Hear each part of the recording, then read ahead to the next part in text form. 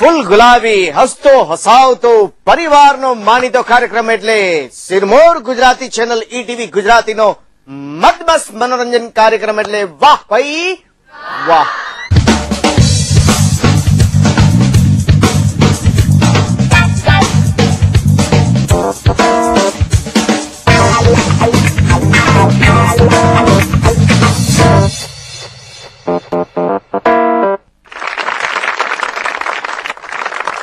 One by one ઉત્કૃષ્ટ કૃતિઓ કલાકારની અહીંથી રજૂ થવાની છે. એવા સરસ મજાના કલાકારો તમારી સામે રજૂ થવાના છે, પણ શરૂઆત મારાથી કરી.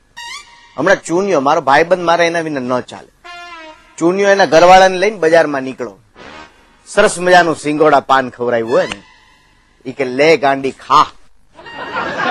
ગાંડી કે એટલે હોય એવી કે એમ લે ગાંડી ખાઈ કે ગલોફામાં ભરાયું ભાઈ પાન. પછી એની ઘરવાળીએ કીધું કે તમે ખાવ ને, કે તમે ખાવ દુનિયા કે ના હો, હું તો એમને મેં ચૂપ રહી શકું.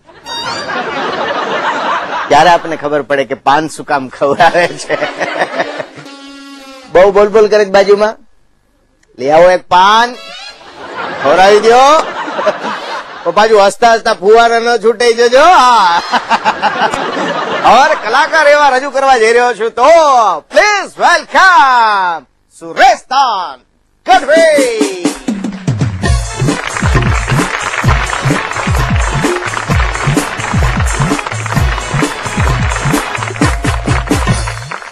સુરેશ ગઢવીના આપ સર્વને નમસ્કાર. જ્યાં જ્યાં આનંદ આવે ત્યાં ખખડતા રહેજો. એટલા માટે કે આપણને એમ લાગે કે આપણે ખખડી નથી ગયા.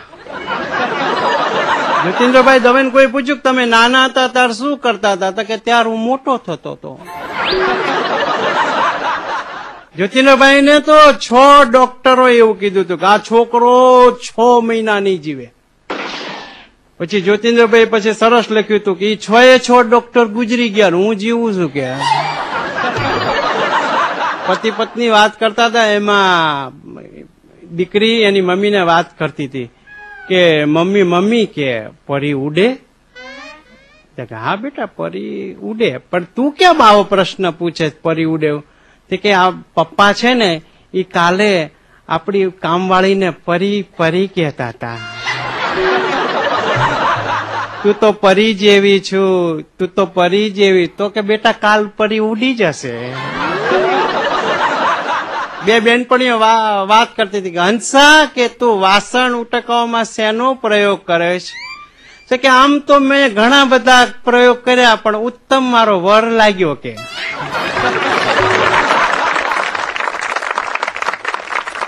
એક જગ્યાએ 4 જણા ભેગા થયા હતા. હવે તમે સાંભળજો એ ચારેયની વિશેષતા: એક બેરો, એક આંધળો, એક લંગડો. આ 4 ભેગા થયા પછી જે એમને વાત કરી, એક ભિખારી, અને જે શરૂઆત કરી. હવે તમે સાંભળજો, એક એક શબ્દ ઉપર તમે 4 ભેગા થયા એમાં ચારેયની રજૂઆત સાંભળજો. આ દુનિયામાં કેમ વિકાસ નથી એનું કારણ. તો સૌથી પહેલા એ બેરાએ શરૂઆત કરી કે મેં ક્યાંક તોફાન થયું એવું સાંભળ્યું. ત્યાં આંધળો કે હાલો આપણે જોવા જઈએ. પણ ઓલો ભિખારી કે આપણે જોવા જઈએ અને આપણને કોક લૂંટી લેશે તો ઓલો લંગડો કે તો આપણે ભાગીને જતા રહેશું. લે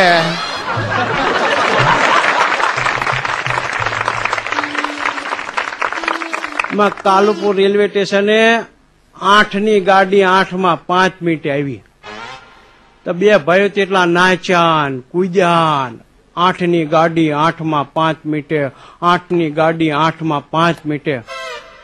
બાજુ વાળો કે બૂમો પાડમાં આ ગઈકાલની અત્યારે આવીશ. પણ અમારે તો એક ભાઈને 1.5 વીઘો જમીન, 1.5 વીઘો જમીન ને એમાં પછી પ્રેમમાં પડ્યો. પ્રેમમાં પડ્યો એનો તો વાંધો નહીં, પણ વાવણીના સમયે જ પાછ પ્રેમમાં પડ્યો. અને અંદરથી પછી ભાઈ બધા નીકળે અવાજો અને ખેતરે જઈને કે અલી એ હું શું કરું ને શું ન કરું, હું શું કરું ને શું ન કરું, તને લવ કરું કે 1.5 વીઘામાં ઘઉં કરું.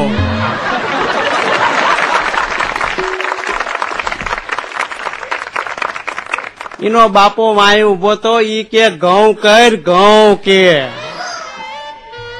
આ લવ કરીશ ને તો 1.5 વીઘો જાશે કે, અને ઘઉં કરીશ તો આખું ઘર ખાશે કે. એટલે તમે જો કે દ્રષ્ટિ હોવી જોઈએ.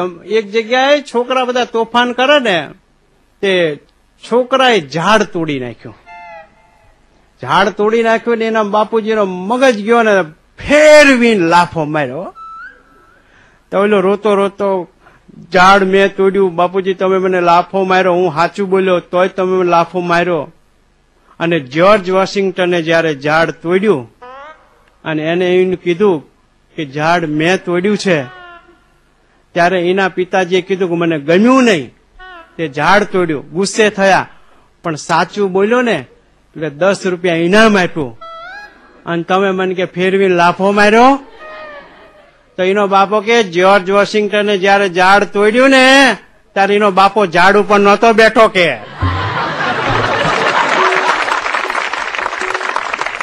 આ બાપુજી અહીં હતો કે. એક જગ્યાએ એક ભાઈ ગયો ને તો કે શેઠ પાણી આપો ને, તો કે માણસ આવે એટલે આપું. પછી શેઠ કે 5 રૂપિયા આપો ને, માણસ આવે તો આપું. શેઠ કે ખાવાનું આપો ને, તો કે માણસ આવે એટલે આપું. તો ઘડીક રહીને ઓલો કે શેઠ ઘડીક તમે માણસ થઈ જાવ ને કે.